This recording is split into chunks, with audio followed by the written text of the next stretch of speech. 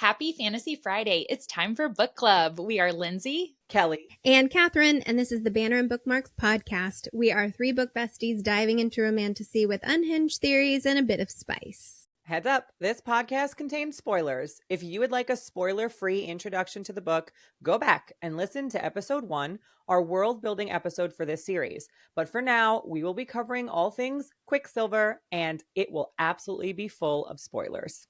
So pour yourself a drink, come escape reality with us, and let's talk about books. This week, we are going to be going over chapters 39 through 42. So let's get into those summaries. Lindsey, why don't you get us started with chapter 39? Chapter 39, Anarath Moor. Cerys has gone through the gate and is falling. Excellent reenactment, ladies. She plunges into a lake, but Lorith grabs her and pulls her to the surface, then goes to save Carrion. The three of them are the only ones that have made it through the gate. Lorith gives a bundle of leaves for her to chew called Widow's Bane, which basically takes away a warrior's pain so he or she can keep fighting. They climb the obsidian walls of Gilithrai, and as they reach the top, they look down into a huge amphitheater with hundreds of thousands of people roaring the words, Anarath Moor, at the top of their lungs.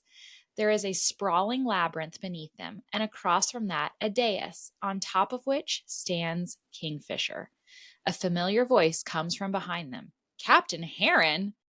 He opens up a strange vortex gate, and they all pass through it.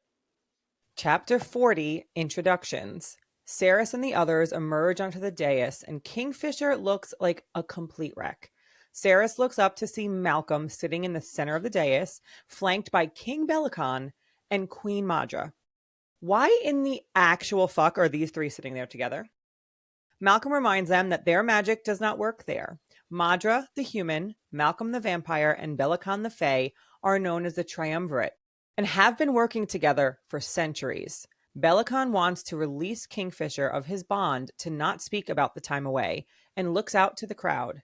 The stands are full of fae of all ages, their skin burned away, and Cerys realizes in horror that they are the fae of Gilithrai. Chapter 41, Gilithrai. Kingfisher, released from his oath to Bellicon, tells the true story of Gilithrai. Kingfisher and the Lupo Paralia tried to save the people from 20,000 feeders. Kingfisher went to find Malcolm, and Bellicon proposed a deal to him. He took a coin and told Kingfisher that if the coin hit the ground and landed leaf side up, Malcolm would call off his horde and leave the city. But if the coin landed fish side up, he would take the city as his own and destroy it. Kingfisher agreed, and Bellicon tossed the coin, and Malcolm caught it, meaning that it never hit the ground and the deal did not strike true. Malcolm's feeder army turned the entire city into more feeders, and Kingfisher torched the town and everyone in it as an act of mercy. Upset that Kingfisher had deprived him of so many new feeders, Malcolm took the coin and hid it in a giant labyrinth, knowing how long it would take Kingfisher to find it and make it hit the ground. It took Kingfisher 102 years to make it through the center of the maze, and he spent 8 years trying to find the coin in the center. Then one day a pool of Quicksilver appeared underneath it, and Kingfisher disappeared through it, having heard his father's sword calling to him. After Kingfisher finishes the story of his missing 110 years, he turns to smoke, grabs the sword at Cerys' hip, and thrusts it into Bellicon's stomach. And all hell breaks loose. Chapter 42. That'll cost you. Chaos erupts. Chaos. Lorith clips Malcolm's cheek with a Viscea. Heron darts toward Cerys, but she stabs him in the gut. Carrion wields Simon and kills feeders. Kingfisher yells at them to run, and they take off into the labyrinth. Luckily, after 102 years in the maze, Kingfisher knows his way around. Unfortunately, the walls move and change. They reach the first obstacle, and it is a giant spider demon the size of 3 grown men. Its front half part fae. Let's picture that for a second. Gross. It's gross. Kingfisher tells them to be still as it can track movement. As they lie in wait, Kingfisher tells Ceres that she needs to sense the Quicksilver pool and lead them to the center of the maze. They army crawl around it, but it senses them, and the team is forced to battle it. They kill it, but Kingfisher tells them that it will respawn, so they better get a move on. The Quicksilver continues to call to Ceres, and they make their way through the maze. They finally reach the center, and they land on a mountain of coins. As they start to search for the actual coin, Carrion begins to tempt Malcolm. He baits him into biting him, and the bite affects Malcolm, and the big bad vampire begins to pale. Carrion finally introduces his true self. He is Carrion Dianthus, firstborn son to Rurik and Amelia Dianthus, and he has tricked Malcolm into drinking Dianthus blood. Kingfisher pleads for Ceres to find the coin, and she senses it elsewhere in the maze. She follows, and she and the Quicksilver enter into a bargain together. She needs to do it a small favor.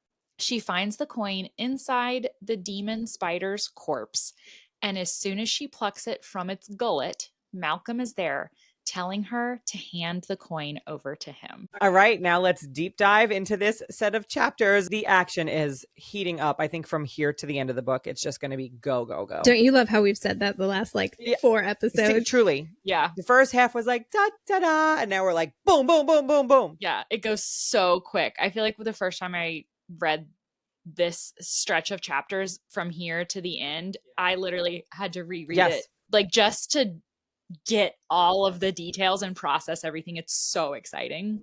Okay, so we start with chapter 39, them falling into the water. Yep, through that portal. Lorith has to save both of them because, I mean, it makes sense. They come from a realm where there's no water. They can't swim. Yeah. It's such a good callback, actually, to like the beginning and their past, and a good callback, especially considering that we're about to find out that Carrion isn't human.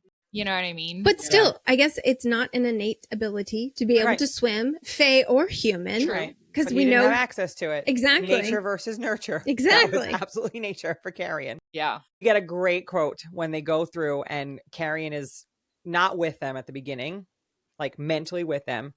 And Sarah says, Carrion Swift, if you don't wake up right now, I'm going to tell all your asshole friends back in the third that you were a shitty lay.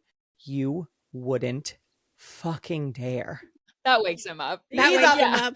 He's up. Choke out all the lake water from you. This is on. Gotta protect that reputation. This reminds me of a little Instagram back and forth conversation I had with one of our followers. I had posted a video thinking about what Carrion's fae power was going to be, and someone said it was going to have something to do with physical touch, because Ceres always talks about how good of a lay he is and how he's always good with the ladies and everything, and I had kind of made the joke it's got to have something to do with sleep. Oh yeah, because he's always falling asleep. Or was he trying to stay out of the battles and stay out of the light? Was he just pretending to sleep the whole time because he didn't want his true faeness I always took it as that, because he just has always seemed so damn clever this entire book to me. Or is it just like a fun quirk? I also like that too. I would be totally fine with that too. I think he leans into the fact that people think he's a big old idiot and that he is quirky. And he's like, well, this will be a fun quirk that I'll make up and I'll pretend that I just sleep all the time. But meanwhile, I'm protecting my identity. I'm protecting myself from showing that I'm actually a fae until the moment when I need it to work in my favor, which is when he is with Malcolm in this set of chapters. But isn't it funny that he does that? Because if we think back to the very beginning of the book, when Ceres and him are in Zilvarin, he's presented as this like leader among the third and always taking care of business. And it's funny that Ceres just so much dismisses him when they come to this realm, and he's almost playing up that he's like this goofball, because it's like, no, he's really not. He's not in his kingdom anymore. Meanwhile, he really is in his kingdom. Yeah. But it's pretty funny. He gives me like Han Solo vibes. So remind me in our next episode, I did call it out there, But don't look ahead, you two. I'd ask you to not look at next episode's outline. No, I want to. Okay. Don't tell me that. Because I was reading something that you put in the outline, and I had a moment where I connected something that Kelly had said previously. Kelly just touched her mouth. She's going to look right now. No, I'm not. You cheater. I just saw her like hand move under her computer. I'm just scrolling down, okay? But you mentioned Carrion's power. Yeah. There was something said in next episode that made me think about Carrion's power and maybe a little bit more hidden identity. Ooh. I can't wait. God, Okay. So this is one of those things reading the next part that I really just had a hard time figuring out and picturing in my head. Okay. So if they dropped right from the ceiling into the lake, how did Kingfisher get Lane in? Did he just like toss her in the air? And that's right. How would he? Because they don't have magic, supposedly. Malcolm later says. He literally would have had to physically throw her over a lake into the air because he doesn't have his portal magic. Wait, Shadows? but apparently he does have shadow magic, so he must have been somewhere. He doesn't have his magic, right?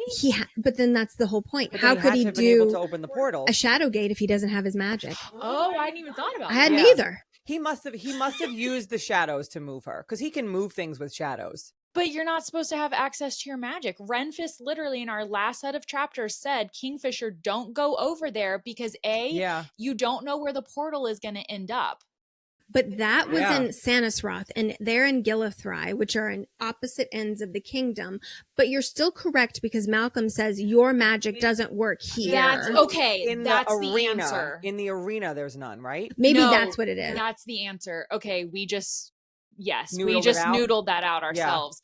Before they were at Sanisroth. Yes. There's no magic in Sanisroth. Yes. But because we are now in Gilithry, there is magic. Okay. So he could have used his shadows to carry her up to the gate. But Malcolm does say your magic doesn't work here. But that might be limited to, as you said, the amphitheater area. Yeah. And you also have to remember where the lake was. They had to they'll climb up this cliff face. So maybe there is a barrier where magic works and doesn't.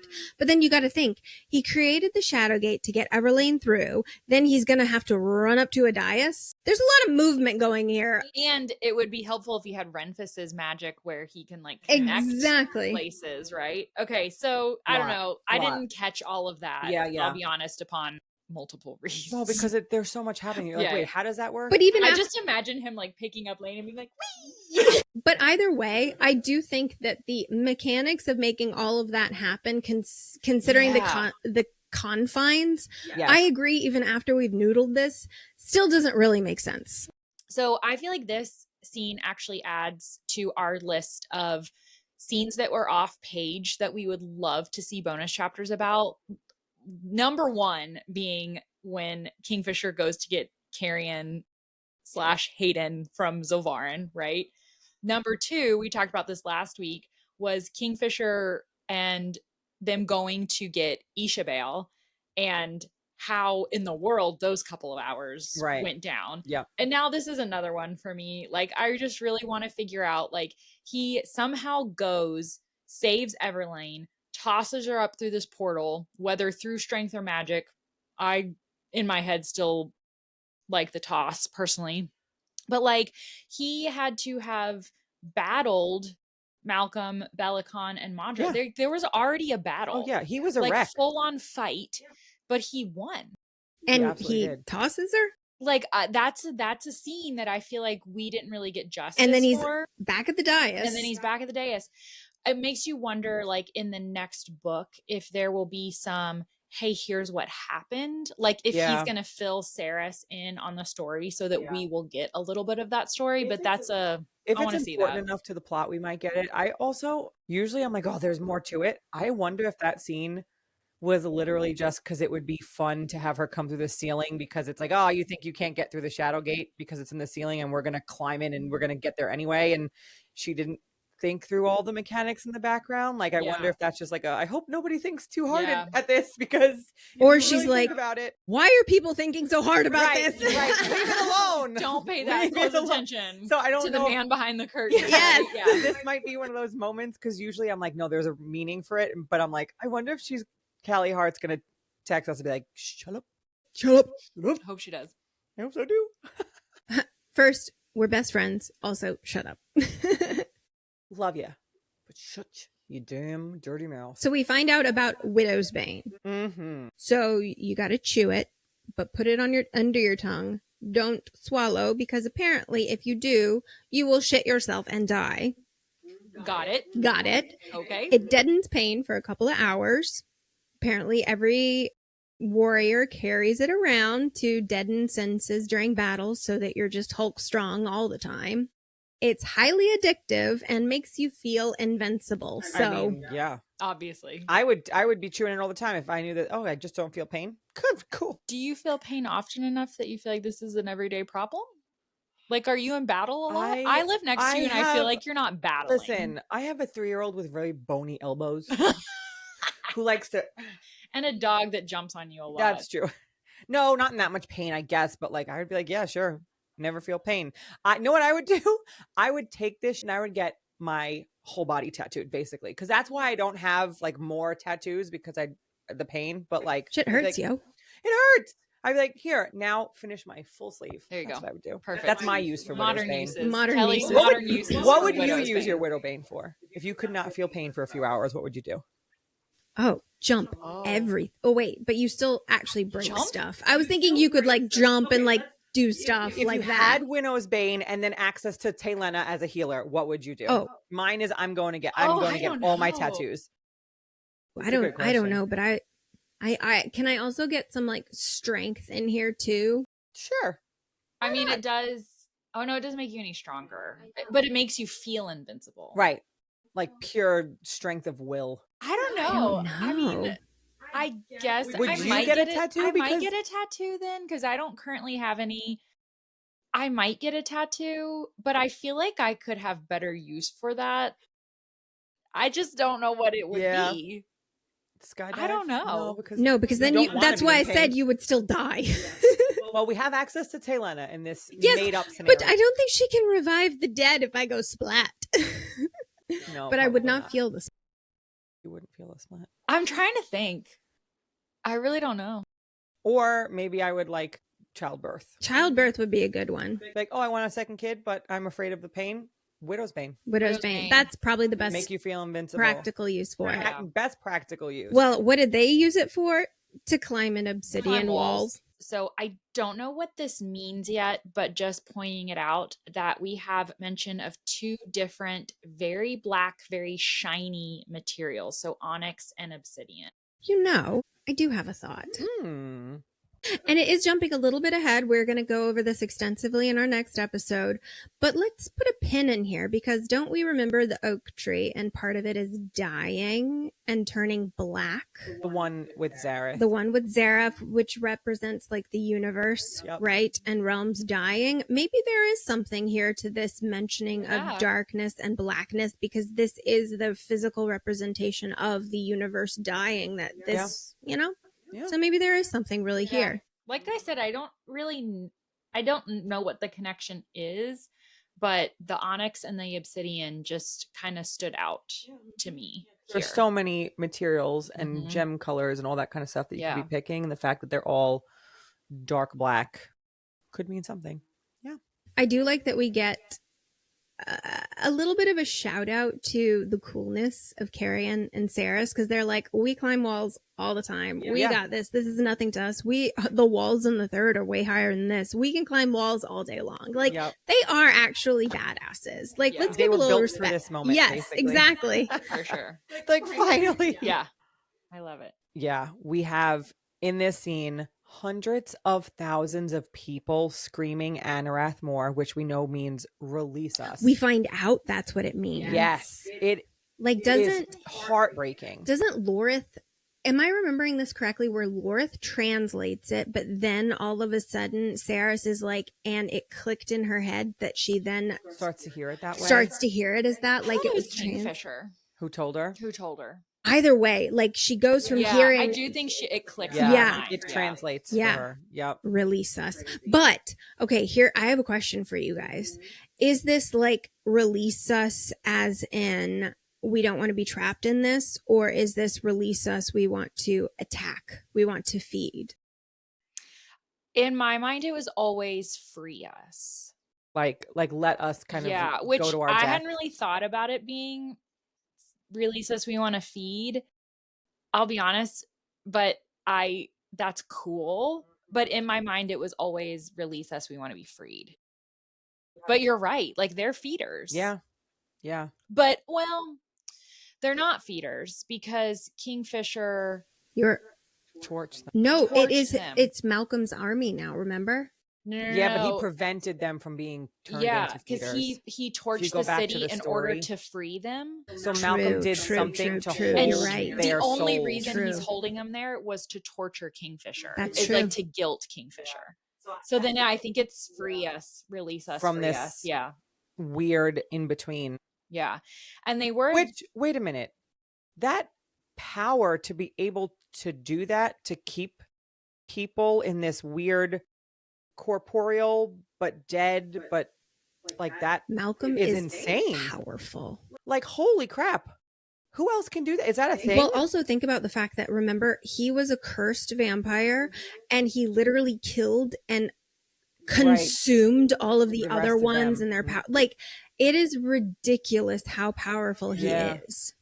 I just had that moment of like, holy crap, wait a minute. He just kept the fact that he could just be like, well, even though he torched you to save you from this life as a feeder, to now you're going to be stuck in this place. So Malcolm. it's kind of why I think I've said this before that I really struggle with the ending of this book going into the next book of the idea of who is going to be the big bad. Because Malcolm, like you said, think about powers like that. He is so powerful, so evil. I don't see Belicon and Madra being that awful. Like, yeah, they're terrible people, don't get me wrong, but they were not the big bad. guy. I think they were in a Malcolm's controlling pawns. way like this. Yes. So if Malcolm with all of that power is dead in book 1, But also, he just died from getting his head cut off. All Right, of that that was it, the whole- power. Well, and I do think he's gone. I think he's gone, Yeah. but here's the thing. I think it's a combination that Yeah. he drank from the Dianthus Weekend. blood, and then also his like the combo was like the perfect 1-2 Yeah. punch. I don't think that if he would have just gotten his head cut off, I wonder if he could have respawned, right? But the weakening of his powers by Dianthus blood, I think, is what allowed the beheading to be final. That's my I don't theory. think he could have respawned only because I'm pretty sure, I don't remember if it's Renfus or Lorith says to Saris that you have to take their heads off. That's true. That's true. So I feel I'm, like they I'm not knew- set on like that he could Yeah. respawn, Yeah. but I think that that's why it really Yeah. worked for And him. it would fit the bill. I feel like in It most weakened him enough. stories, Yes. Yeah. like cut the head off, vampire dies. For sure. Mhm. I am excited about this because I think you're right, Lindsay. I think he is truly gone. But if that was the big bad in book 1, come on, it's only going to get bigger and badder from here. Like, who have we not met? And that's where my I thing for agree. next episode, though, the Well, thing the that dragon. you know, the thing you cannot read from next episode, Oh, that's comes where I in? have a thought. okay. Because my theory right now is that the big bad is going to be dragons again in the next one I because think it's going to be the gods. the gods. Okay. All right. So you have a god I theory. have a I have a third. dragon theory. And the next episode, you have to We will come find back. out We'll find out what Catherine's Catherine's. theory. Okay. I love it. I So- love this book. Think about the language of hundreds of thousands of these left behind fae screaming release us or screaming Anarath More. So Anarath More are the same words the Quicksilver spoke to Saris for the first time ever back in the Winter Palace. So what was the connection there? Like, we've had a couple of different conversations about what the Quicksilver is. Is it its own entity? Is it the voice of the gods somehow? Is it the voice of Kingfisher's own past? Like, here, it makes sense that it is the people of Gilithry, right? And not only that, why did the Quicksilver continue to want to lead her to this moment? Is that the gods basically trying to mess with fate and orchestrate it so she comes here? But why here? Like, why is this like such a monumental step that has to happen? Or is it the gods saying, release us? Like, we assume that it's the people of Gilithry, but is it actually like, we know the gods have been gone a long time. Maybe they didn't leave. Maybe they were forced to leave and they want back in. Yeah. Yeah. I have two theories about that. I think the first one is that it is the gods and that she's hearing them say this through the Quicksilver because Kingfisher and Ceres are fated to bring them back somehow. And so they're kind of like, almost like feeling like, okay, it's impending, it's coming, like we're coming back, and they're starting to hear that. So I think that could be it. And then the other theory that I have is that she is hearing from the beginning the Quicksilver that is present in Kingfisher's eye that is kind of taunting him and for this whole time, because we know that Malcolm did this to torture Kingfisher. And so I feel like whatever the Quicksilver is, if it's the people of Gilthry or the gods, it's put there to torture him. And so that's what she's hearing because they're mates, they're fated mates. And so that's what I'm like, maybe it's one of those two things. I'm not sold on either of those yet, but that's just where my or maybe it's a little bit of goes. both. It could be. It could be none of those things, but that's where my brain is going right now. If I had to bet on it, those are the two horses I would put it on. I like that. And then surprise, Captain Heron. Where did you come from, bro? He's just back. Dead? He was dying. He was screaming his head off. The Quicksilver had touched him. It was messing up his mind. All of those things were happening. So we did not watch him die. But here he is. We did. We thought we did. I thought we did. We thought we did. Yeah, as a reader, I was here like, he is. His and they talk about his eyes were orbs of scuffed metal, pure Quicksilver, which makes sense. The Quicksilver was attacking him when we last left him back in Zilvarin. His lips are thinning, peeling, skin is wrinkled, translucent. Like, he's not in great shape, but he is not dead. Surprisingly, he is not dead. I love this that Lindsey wrote. Have they created some sort of undead Frankenstein monster? What is he? Legit. It's a big pet peeve of mine, literally. You know, when people say during Halloween that it's Frankenstein. Monster. It's actually Frankenstein's the doctor. Monster. Yes.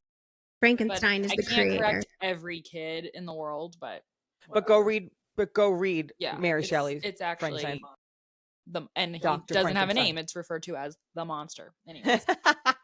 Yeah, I mean, let's look at that description of Heron. It's awful, but is that the effects of the Quicksilver in an even larger dose than what we see in Kingfisher? Is he some sort of feeder, maybe? Like, has he been turned? Is it a combination of both? Like, it's gross. And I Poor mean, guy. We can assume from things that he said that Madra won't let him die, right? So we're assuming that he is older than what his human form should be. So he has to be, because Kingfisher knew who he was at the beginning. So clearly he's something more. He's not just fully human. So is it the combination of what he is and how he's been kept alive, and then the Quicksilver in his, like, I truly do not understand. I have had theories about however Madra is being kept alive, that she's like using some kind of blood magic from witches, maybe, that the witch,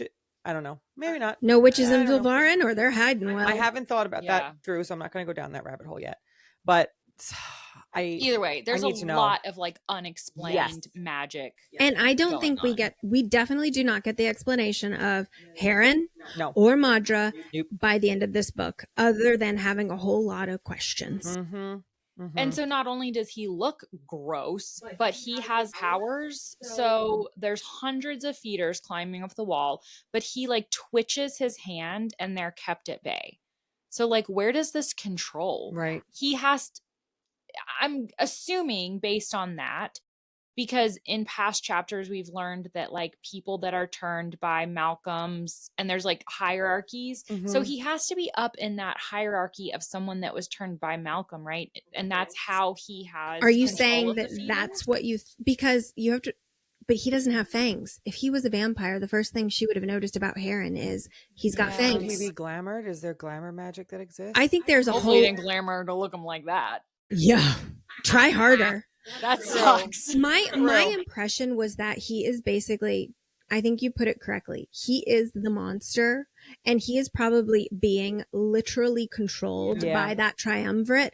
So although he might be doing these things physically himself, it is via their control So it's of not him. his magic, it's Malcolm's That's kind magic. of the impression I had to have come to, because I'm like, what the hell is he then? Yeah. Like, what the hell even is that? Because going back to one of my favorite random things, when they're on the horse and Kingfisher gifts her with temporary sight, does that mean that all powerful fae or vampires can gift people with skills? So are they just being gifted these things and he can control it, but they're not really his powers to wield? Yeah, because think about how powerful Malcolm is. Like, if he wanted to do something like this, I do not think that's beyond the realm of possibility. Yeah. And maybe that's why they put that little note in there of like, oh, Kingfisher can gift her with this skill so that you don't question it later, or maybe in another book where they start to say, oh, this is a thing that can happen. Yeah. And then not only that, but after he controls the feeder, he then brings up this like perverse against nature vortex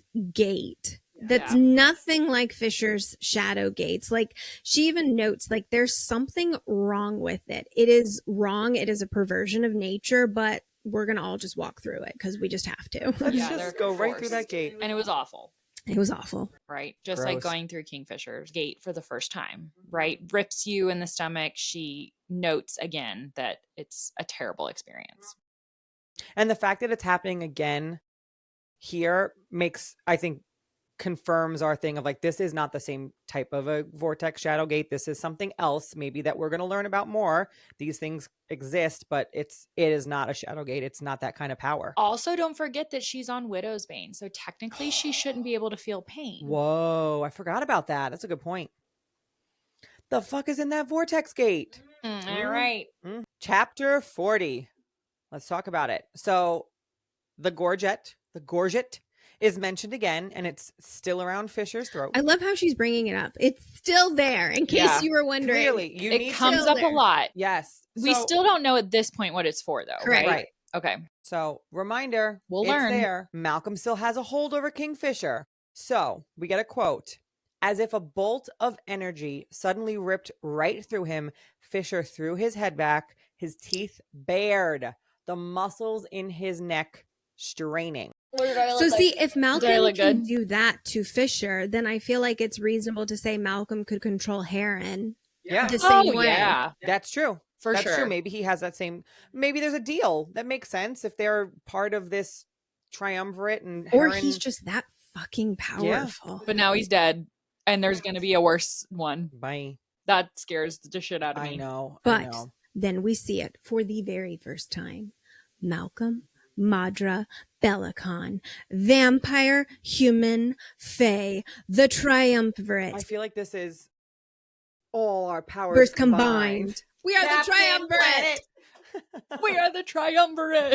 And it is implied siblings by the use of brother and sister, but we don't know for certain if they are true blood siblings, and blood matters. So that will be interesting to know. Are we just talking colloquially or are we like, no? Is this a Lupo Proelia situation where they're calling each other brother and sister? And I almost feel like Callie put that in there on purpose to like F us up a little bit. Like, wait a minute. We already know that they use those words to mean this is our like chosen family. So is it that chosen family or are they blood? But one of our big hangups here is that we've talked about it in past episodes about the story of the brothers branching off and creating the different realms, right? So do we assume here that potentially Malcolm and Bellicon are those two brothers? Yep. I know it's a theory that Katharine has had, and it tracks. Like, there are receipts. I feel like we could easily see that happen and be like, oh, I believe it. And we will talk about that point a little bit more next chapter. In this episode, next chapter. But you're right. It's like, are they real brothers or are they just like brothers from another mother? Yeah. And where does Madra Where the hell does Madra fit in this? Right. Fit into the picture. And how did she keep 1,000 years of a plan together? People, I can't imagine that. Like, what? I also love how Malcolm doesn't recognize Carrion. Yep. But then he cuts off Carrion when Carrion is like, my name is Carrion. And he just cuts him off. He like just completely disregards him. And I just love that he's going to regret that so much later. Because even Carrion's going to rub his nose in it and be like, you should have let me finish introducing myself. Yeah, absolutely. I love it. Malcolm once again reminds them that their magic doesn't work here. So again, we kind of talked about that. So maybe it doesn't work just within the stadium or the labyrinth. Like it works. I guess, but I mean, he goes on to know. say, like, it's a graveyard. The air itself is full of death. The ground beneath us, bones and ash. Your magic cannot reach you here. I mean, that does imply it's like the amphitheater, the maze, the whole thing. That you just saying that reminded me. Remember, Fey magic pulls from life. Why the magic doesn't work in Sanisroth is because there is no life there. Yeah. So this quote, the place is a graveyard, it's full of death, that might be why. That might be her giving us the rationale, is that there is no life here for Fae to pull their magic So he from. like created this entire area and just completely pulled the life out of it. But it's interesting because he still has magic here. It's almost like Malcolm, his perverse magic. Yeah, his vampire magic is death. Yeah, his like, and I think he even goes on at some point here and says death magic himself or something. Yep. So I feel like he has magic, but it's like light, dark magic, all of that. Yeah. It's the source of his power is not life in the way that Fey magic is. It's death and destruction. We don't then know for certain if his power only works where there is death. Does his power also not work in like the normal Fey realms in Avelia? Like, is he also limited, right? To Sanisroth? I don't know. We haven't seen him anywhere. Exactly. But Exactly. Places, right? So I kind of wondered about that too. Wait, he traveled. Did they say that Malcolm can't cross the Darn? They say that based on basic like war principles. War pact. I don't think it was magic. Got it. I think it was war pacts. I think you're right. But why would he stick to that? But we also know, like, Sanisroth is down here. Gilithry is up here. He did travel between the two. Yeah. So that's what I'm currently. You need to take away life to create or that. maybe so he did. His power is that power. Yeah. Like maybe he can literally physically travel, but his power, like to actually use power in these areas, he would not be allowed to use power. Like they can all go into these areas, this death area. They can go there, but their magic doesn't work. Maybe he's held by those same constraints. But I feel like if we're going to the bonus chapters at Agen Gate was not a place of death, but Malcolm was there, and Malcolm was not there. So Malcolm's feeders were going there, but we don't get Malcolm himself being there. But his magic through his feeder, his power through his feeders is there. They don't have power. They don't have power. They're just feeders. They're just, think of them as animals. Yeah. Zombies. Yeah. Okay. They can still be physically present. It doesn't mean they're manifesting like magic. Yeah. Okay. We also get in this chapter that Queen Madra finally admits that she was the one to close the Quicksilver gates. So wasn't Finrin, like Bellicon made everyone believe. And she did it because you sent that beast through to assassinate me. I'm sorry, what beast was this? Literal beast? Right? Kingfisher's father? Kingfisher? Like, oh, he's such a beast. Right. I have a lot of questions. Yes. What's the beast? Yes. And is this Callie's way of just cutting off a loophole that people are going to read into of, wait a minute, why would she have closed it if they were in league together? Because I know we've talked about that at length. I don't know. I feel like the beast is going to come back. I think she did it on purpose to be like, there's something more here. Yeah, I think so too. This quote brings me back to my previous question about how old Kingfisher was when he was forced through the Quicksilver by Bellicon. I still question that a lot in my mind. Yeah.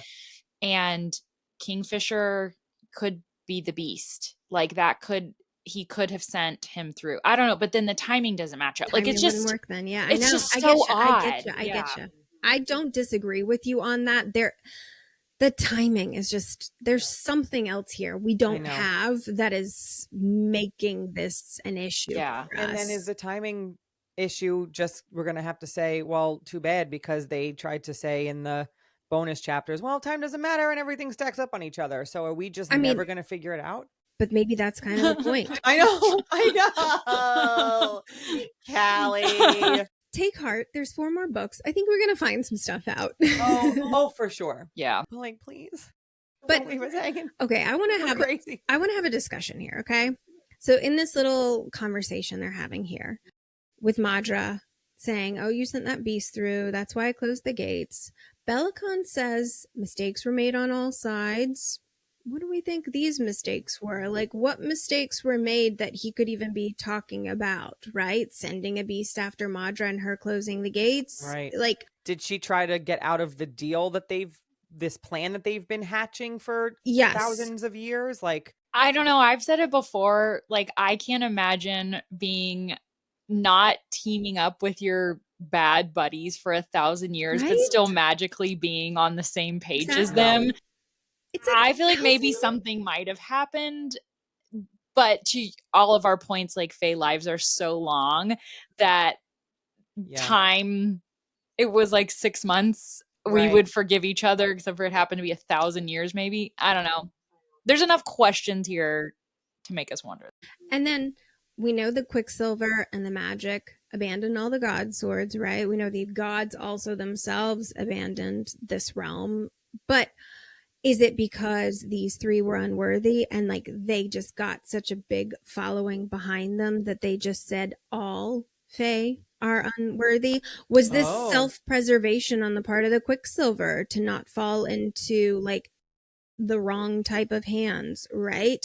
I mean, like, because of the triumvirate, you're saying? Like, yes, did they start that process? Yes. I feel like, is that because we know the process started from the bonus chapters after the Battle of Ajon Gate, which was several hundred years ago. And is it because it's like these 3 and then the following they kind of amassed? Is that just all Fae becoming unworthy or something, right? Okay, let's expound on that. We are assuming that the Battle of Ajon Gate was 400 years ago. No, hundreds of years ago. No, but I think actually we know it's 400. Do we? Because I couldn't remember. No, because didn't we connect it that something big had happened in Kingfisher's life 400 years ago when we were like, we're going to assume that was the battle. And the he people killed in the him tavern. Cry too. The Battle of Ajon Gate, they say it, and then he killed him. He says something big happened, and I think we were like, are we assuming it was the Battle of Ajon Gate? Yeah, because if you go to the bonus chapters, I actually looked at them. There's no mention to 400 years. So it must have been at the tavern. Yeah. And then you have to connect that to then the bonus chapters. I think that's how we got there on that timeline. Right. Okay, so the Quicksilver has been closed for 1,000 years, right? So that means that Belicon, Madra, and Malcolm were already working together before the Battle of Ajon Gate happened. Oh, absolutely. We know that from next chapter.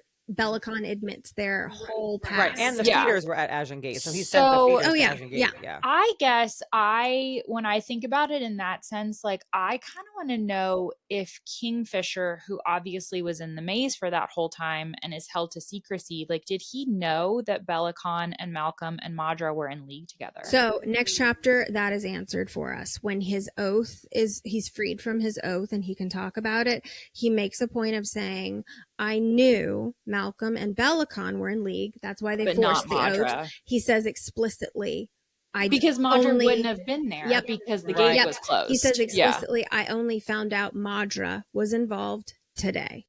And the question comes up again, right? Finran's got to be alive. If Finran was the one that the gates were being closed, he got blamed for it. But Madra says it was her. Finran had to have gone through the gate prior to Madra closing it with Carrion. So the assumption then would be that Finran is still in Zilvarin. Yep. You're right, because Madra's like, I closed the gate. She's gloating. Yeah. If she knew Finran was dead, it would stand to reason that she'd gloat about that too. Agreed. Unless she didn't know that he went through. Because obviously he didn't know that the Dianthus heir was there. Or she would have hunted the heir, right? That's true, because the Fae and Avelia knew that all happened, but Madra closed the gate. She might have been completely cut off from that knowledge. That's true. That's true. She might just not have known Fenrir and Carrion were there, period. That's a good point. But if she didn't kill Fenrir, right, then what would have killed Fenrir? Nothing. He's a Fae. He would still be alive. Boom. I'm convinced. He cannot be dead. This is finally the moment that we have been referring to for I'm like the last convinced. 6 chapters of like, we think that he's not dead and here's why. This is the moment This that is it, solidifies for it. sure. Like, he's got to be. Yep. Got to be. Okay. And Belicon being a little bitch, right? He's been refusing to send supplies and has been feeding Malcolm's army. Quote, "We haven't been at war. I've simply been feeding my brother's army." So Belicon embargoed silver, which is the only thing capable of permanently killing Malcolm and his kind. Great job. And no one suspected. Isn't it always nice when your villain goes through their entire plan and is like, yes, I did do this. Now I'm going to outline my entire mischievous plan. Yeah, right. Bring you in. Mm-hmm. Question. In what way do they need to use silver to kill Malcolm and his kind? Is it simply like vampire don't like silver? They yeah, die. that's kind of like didn't she cut off his head with a blade that had silver in it? One, it's Quicksilver, not silver. And two, I think that's where, yes, silver kills vampire, but I think it's also that whole, if you detach them from their head thing that most stories, but you have a good point. It's like, so that could that have added also to it? Kills him. Oh, I'm sure. Yeah. So I'm like sure. Dianthus blood, head chopped off with the silver thing. Yeah. Like, okay. But again, don't forget, Saris does point out that there's a difference between silver and Quicksilver. Yes. Because she's in the forge that one time, she realizes that it's been Quicksilver that's been calling to her the whole time. And what does she cut his head off with? Solus. So maybe it's just the fact that it's a god sword itself more than it being made of silver or anything. That probably is what did it more. Okay. We also, Saris is noting that there's also normal Fae here. Like, as in, Belicon has brought Fae here. So they're on the side of the baddies. Like, these normal Fae are choosing to be on the side of the baddies. Like, the Fae from the Winter Palace. I wonder if they even really know the true evil that's going on, or if they're just like Belicon's like court Fae followers. Yeah, but they don't know his true evil or not. Or I don't they know. don't care because they're making out like bandits. Yeah. Because of it. That's effed up. Yeah. Belicon finally releases Fisher from his oath so he can tell everyone what happened. So we get that whole story, right? So, quote, "What do you think, Malcolm? Should I tell them what he did, or should I release him from his oath and make him tell them?"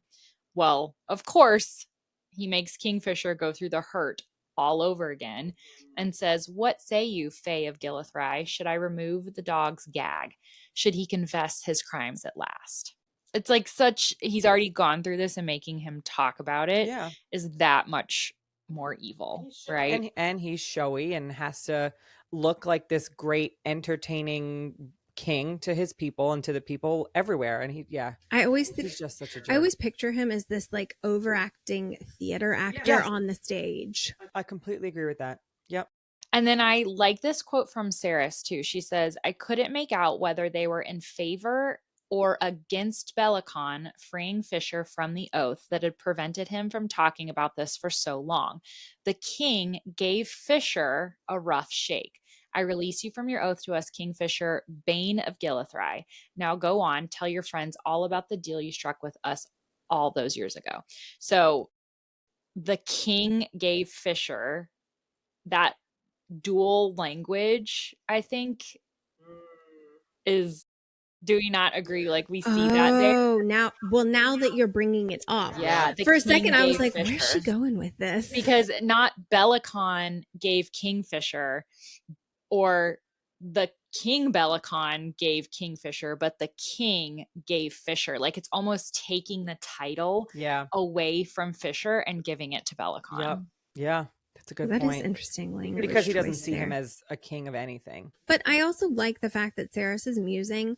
I couldn't tell if all of these screaming people were in favor or against this. And that's kind of where I had the thought at the time. Like, when they're saying release us, do they want to attack Kingfisher? Like, are they controlled by Malcolm and they really are like, release us so we can attack Fisher? Or is it release us so we can be free? Like, I kind of get the sense that it could go either way. Yeah. And you're reminding me of that the chapter, The Dog, where he comes back and people are like, oh my God, he's the best. We love Kingfisher. And other people are like, F you. Exactly. And so it's like a competing chorus. And from what you're saying, it could be happening again. Exactly. It's also for me, like when he's like, oh, should we tell him or should we let you? Like, I actually don't think that this story is that awful. Thank you. I want to chat of the actual deal. Yeah, like I think it's odd that Bellicon could see it as so bad. Like, I know that it would hurt Kingfisher to tell the story because he feels guilt about it. Yes. But the story itself frees Kingfisher from the sins and what people assume happened. Yeah. So why does Bellicon think that it's going to be this awful deal to his friends? Lindsey, I love the fact that you say this because look at what I have highlighted in our outline for the next chapter. Before we even hear this, it is exactly what I said. Because, and not only that, why does Bellicon think this makes him look bad? Why does Malcolm think this makes Kingfisher look bad? Why does Kingfisher think this makes him look bad? Yeah. We get the details of the story and we'll go through it. Yeah. But at this juncture, I'm at least not knowing the story, but I'm like, there's extenuating circumstances. Right. I'm not buying it. And then now in chapter 41, we'll go through detail by detail what the story is. And at the end of it, I'm like, well, then fuck yeah. No, I don't blame him for it. Yeah. Right. He had to torch a city, but he freed people from being feeders for the rest of eternity. Yep. I get it. I think it's on purpose because I think that we're supposed to be like, I think we're supposed to, as the reader, absolutely be 100% behind Kingfisher and his decision and make you realize, oh, you think this is so bad because you're the big bad guys, but we strongly disagree with you and we back up Fisher. And I think it goes to, I think last episode, one of you reminded me that Kingfisher just sees himself as this person who like did all these bad things and like forgets that people love him as much as they do. And this is another moment where he's like, oh my God, I have to admit this to all these people. And we're like, well, fuck yeah, Kingfisher. Like you should have done that. Like you made the right decision, but he questions himself all the time. He's the reluctant leader. Yes. Over and over. Purpose. Yeah, for sure. Because it is like you hear the story and you're like, yeah, I agree with you. Yeah. But so let's get through these details. Here's what the real story is. And so we're in chapter 41 now. Yeah. And Kingfisher is recounting this to everyone, released from his oath. So he says that he and the Lupo went to Gilithry because they learned that 20,000 of Malcolm's feeders have been unleashed on the city. They swept through the city like locusts, draining their victims or consigning them to agonizing death. So we have 7 warriors against 20,000. And there's that number 7 again, 7 gods, 7 here. Last episode, we brought up 7. I think, what was it? The runes. Yeah, the 7. Yep. So there's that 7 again. Yep. But I also, as I was going back on this, I realized something. So we know in the bonus chapters that the Lupo Paralia is 8 including Kingfisher. And they mention here, Callie Hart mentions here, it's 7. And we know after reading the bonus chapters, it's because Morel died. Oh, I didn't even think that she had died at this point. Because think about that, right? This happened after, because then he's immediately trapped in the maze for the next 110 years. I didn't even put that together, that she's Morel... already gone. Yes. But it's a good point, because that means that the others that we meet in the bonus chapter at this point are still around. So where are they? Kingfisher? And where did they go in those 110 years? Kingfisher, Renfis, Lorith, Danya. We've got 4. We meet the other 2 that 3 more in the bonus chapters. Dies. That's 8. That's Morel. We don't know. No. Another he one. falls off and Kingfisher muses, I can't think about that right now. We never got the confirmation of his death. That's so true. Katharine always says there's got to be a body. There's got to be a body. There's got to be a body. Oh, I didn't even. Oh, this is like new. So something. Where this are is they? New for me. Yeah. So I hadn't even thought 3 about missing. We know there's 7. Alive. Well, at least as of 7. 110 years ago when this took place, there were 7. And why did they disappear? Why are they not back? Yes, why are these 3 what were they working on? Lupo Paralia not here? Where the fuck They've are never they? mentioned them. Yep. You guys, this And is he big does- news for me. This is very big news. This is big. This is big news for Yes. me. And remember, Kingfisher says, as of late, like when he talks about the number of Lupopraelia, like our numbers have diminished as of late. So I wonder if he's also referencing those missing 3 that we'll learn more about where the heck they've been. Because like you said, we met them in the bonus chapter. We know who they are. And now we have confirmation that they existed at the Battle of Gilthry. Yes, because he says these are I don't his. even know. I can't even. These are his words. But that also. It's in my brain. But take it as a step further from that. He had the battle. There were 7. Yep. He's been Writing things trapped in a down. maze for 110 years. Would he have come out of this and found out their fate? Because you remember when he was at the that's very tragic. beginning of the story, you know, he's going mad. Is he also going mad because, one, he doesn't have the relic around his neck, and Renfis might also be conveying the fate of Told them? him, right. He over- was with Renfis for all that time when Saris was asleep. So maybe Renfis was like, all right, Captain, he's Cap. All right, leader, let me tell you what's been going on the last 110 years. Yeah. That That would be horribly That is tragic. tragic. And maybe that's why he was also such a dick in the beginning. Yeah. Like he just came out and found out that his friends Yeah. are dead, have turned against him, have left to do something, and he can't help them. I know. I love that we're having Why these had moments that night, on screen. none of this had even occurred to me. That's because you write this, but then you read the bonus chapters and you don't realize like how those Yep. bonus chapters are so they are important. so important. Oh, So good. But this is why we have to save it for the podcast, because we have moments like this. And I like that not everything, yeah. we write an outline. Lindsey does an incredible job writing an Our outline. scribe. Katharine goes in and adds some thoughts. But we talk about this for the first time live because we need to have these aha moments. I think it's more fun. I hope you think it's Man, Lindsey is shooketh. shooketh. She is Let's do it. shooketh right now. All right. So then what happens? Well, Fisher went to find Malcolm in all of this, but he came across Bellicon instead, and that he's still telling his story to them, right? And Bellicon decides to interject at this moment. He stops him from telling his story. He talks about Fisher's mother, Adina, and says that once she gave birth to Everlane, he slit her throat.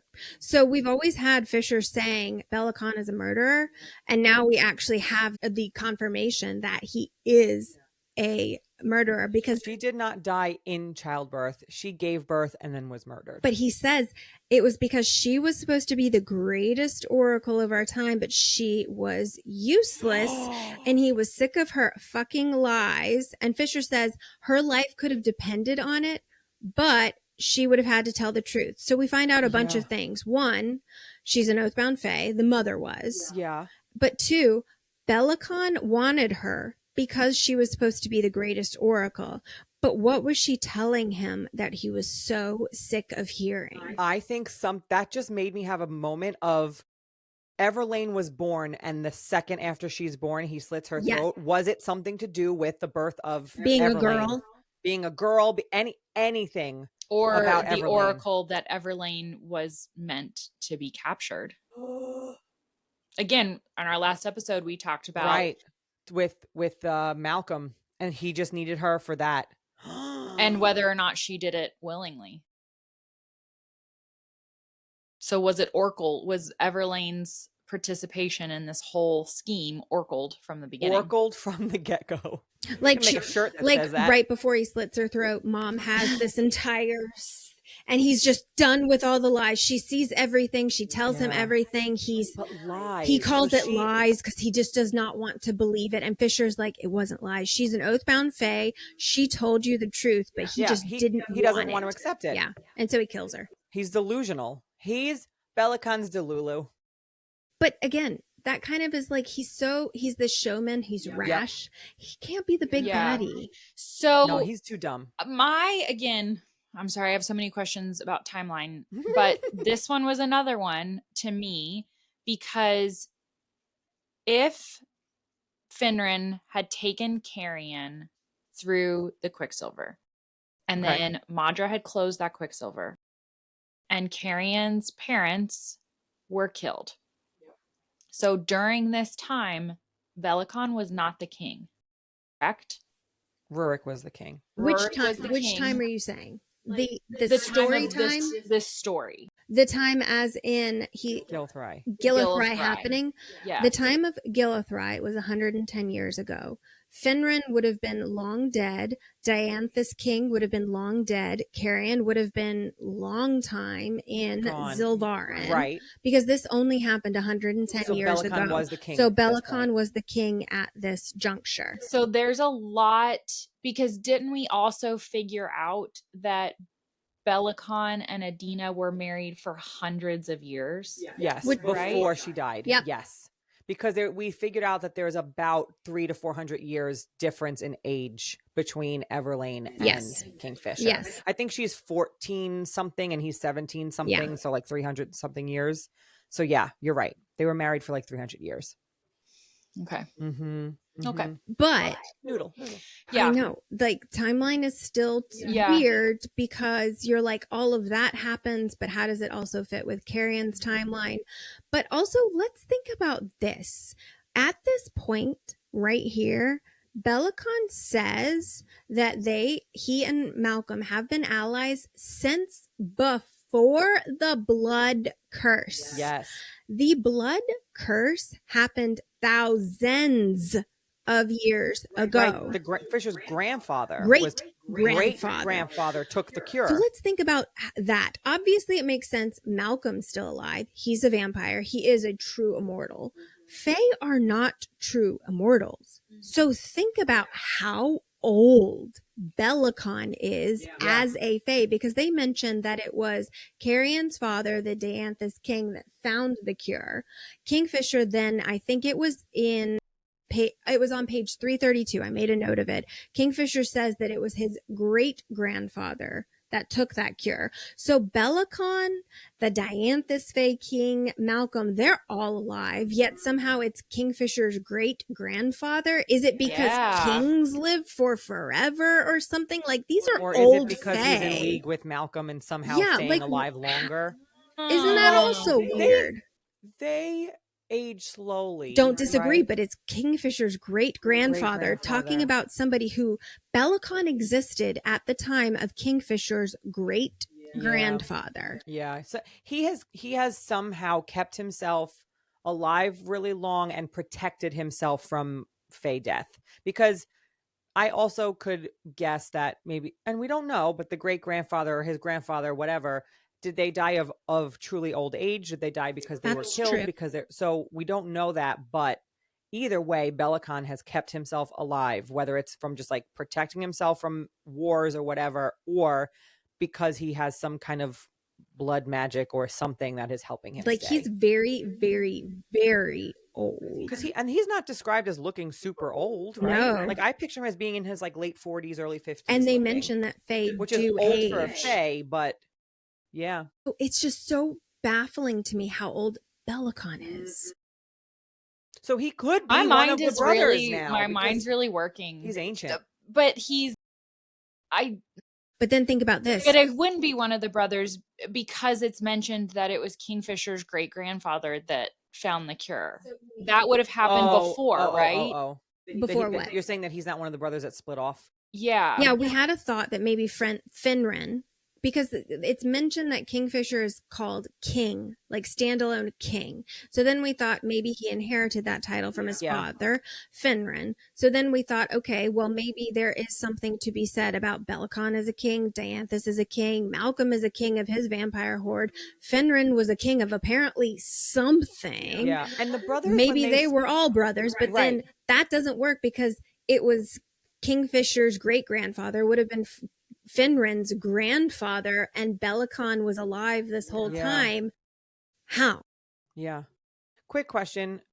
The brothers, they split and formed different kingdoms because they disagreed? We don't know any of... So they could have split just to take over, but it's not like, we don't know for sure that they split and are against each other. Yes, we don't know if they disagreed with each other or they disagreed with somebody else. Okay. But there was a disagreement. Because now I'm like... Because what we're I'm having talking a about, new theory people. that Finran and Dianthus are brothers, and they're the brothers. Well, that here's split what off. we were talking about. Or they're Finran's old enough. father. No, So they're like not. maybe Finran's father or Finran's Literally have to be Finran's grandfather. yeah, like their Yeah. bloodlines. I mean, So like, that they're are they your families? Are point, they yeah, related? that there's some sort of connection to Family bloodlines at some that connection. point. Carrion and Kingfisher are related Because somehow. what we are all trying to say is that originally Dianthus was the king of the entire area that took up Avalia and Sanasaroth, or right? And there's The just bottom half. mention that some brothers split it after Dianthus died, and we always presumed that the brothers were Malcolm and Bellicon, but we don't have that confirmation. We don't even have confirmation that is even what Callie Hart is talking about when she mentions that. It could be And I other don't think that that's true. I love that you brothers guys in do, but- general. And then here's the last one I'm going to throw in this. We have just established how freaking old Bellicon and Malcolm are, right? Madra is described as only 1,000 years. So if where does she come in? Where does she come in? Yeah, because the Quicksilver. Why is she important? But not only that, she's described as only 1,000 years old. Maybe that's because the humans have seen her for 1,000. I think. But where does she come in all of this? Nobody talks about where Madra is in all of this. Yeah, because she wasn't alive. Yeah, I think that her saying she's 1,000 is more the human people of Zilvarin not really knowing what her background is, and it's just like, oh yeah, she's been around for 1,000 years. Because I feel like we can't take that timing to heart. Yeah, but don't you find it interesting? Bellicon is talking about how he and Malcolm were in league all this time. He's completely just casting Madra not even aside talking about Madra and not even talking about her. And I've always wondered, like, she's Poor the bitch. human one. Where does she fit in with any of this? Why do they even have her in the triumvirate? She brings no power, Exactly, except for the land. Is it just because she somehow got control of? But also, how did she get control of that? But land? also, how is she a human? Right. Malcolm and Bellicon were clearly born Fae. Malcolm is the first cursed Fae to becoming a vampire. Is she a half sibling? Is she one person who is truly half Fae, half human, and so she appears human? And she gets her longevity from her half Fae. Like, where does Madra fit in all of this? Where does she come from? Truly. Where does she come from? Bellicon gives us so many answers here. Who are you? I have more questions. Excuse me, Madra. Who are you? Who are you? Who's your mom? Why are you important? Who's your dad? Who's your dad? Tell your mama and them I said hi. That's Southern. Wow. Okay. Yeah. I don't even know where to go. I don't even know where to go. This, wow. I'll highlight it for you. Start there. Okay. Let's start with the coin toss. Oh, the coin toss. Yep. Okay, so Bellicon proposed a deal to Kingfisher, right? He said if the coin hit the ground and landed leaf side up, Malcolm would call off his horde and leave the city without hurting another living thing. How nice. Do you believe that? No. Do you believe that he would have actually done that? I think that there was language in there. Kind of thing. You know what I mean? Okay. But if the coin hit the ground and landed fish side up, Malcolm would take the city as his own and destroy it.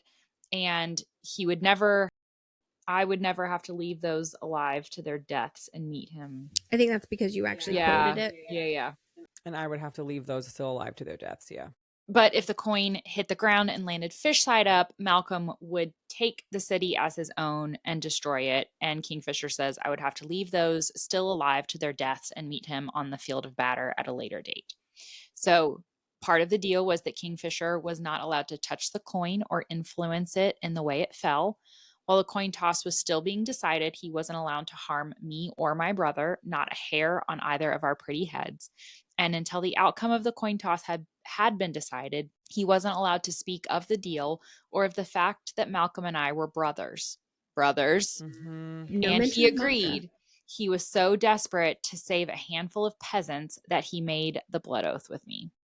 So again, Madra's not in there at all.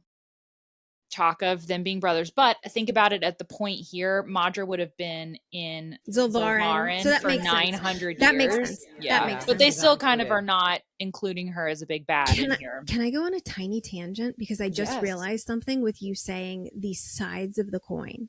The Arthurian legend of the Fisher King. One of the sides of the coin is fish-sided.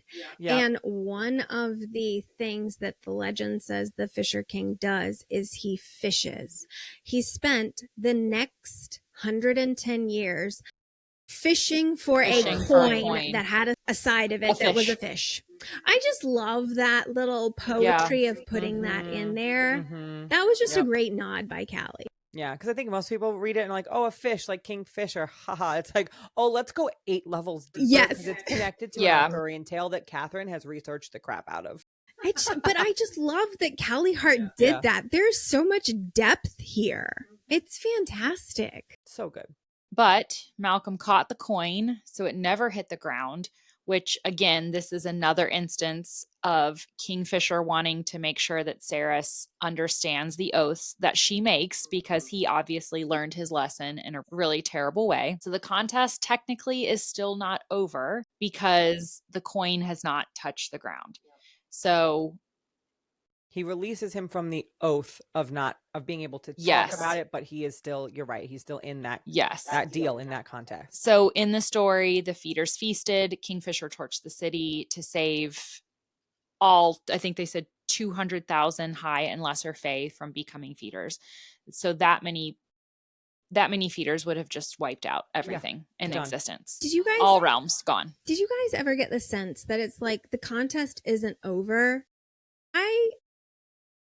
And even after reading it point by point, I'm still, what allowed Malcolm himself to be allowed to kill the feeders? Because as we said, the coin toss was going to decide it, and Malcolm attacked, but the coin toss is still going on. It still hasn't been decided. So maybe it's because Fisher made this deal, but Malcolm made no other deal himself. So maybe that's why he was able to kill everybody from Gilthry. Because in my head, I would have been like, nobody should have been able to touch those citizens until the coin toss was decided.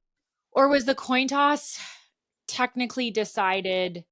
Fisher just didn't know, because Fisher was looking for the coin. So was the coin toss decided and Kingfisher just didn't know what the decision was? Is that why he had to go into the maze and find it? Yeah, like what is Fisher accomplishing in the maze other than... Doesn't Saris eventually, when she finds it and it finally hits the ground, like the contest becomes over?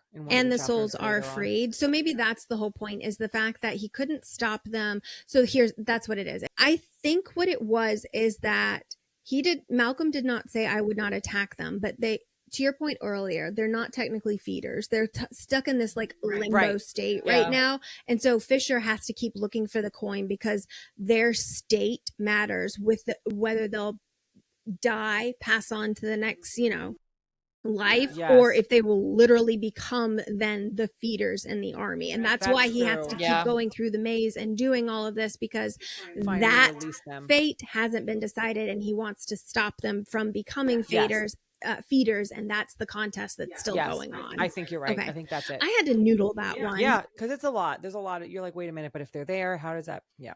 Well, and it is a tricky oath, purposefully. It is. So it makes sense that we all have to kind of parse through the language and the information a little bit. And so Malcolm basically creates this whole labyrinth for this purpose, the coin at the center, and created the whole Colosseum so the Fae had to watch Kingfisher go through this. I'm sorry. Evil. Insane. And he has to go find this coin. And make it drop to the ground. That's it. Just finalize it. Okay, now we hear the story. Who at all blames Kingfisher? No, literally no Zero one. people. Wait, no, trust. Belicon, Malcolm, and they're like, people I don't trust. That's it. Shame on you, Kingfisher. I'm like, I'm sorry. Wait a minute. The fate was they were gonna die. 7 of them tried to stop them from dying. What's the likelihood of 7 against 20,000? 1, right? Then Kingfisher realized those are impossible odds. I can't save the city. I'm going to enter into this deal to try to save them again as a last-ditch effort, and I should feel bad about this. Nobody else in Avelia was coming to save these citizens.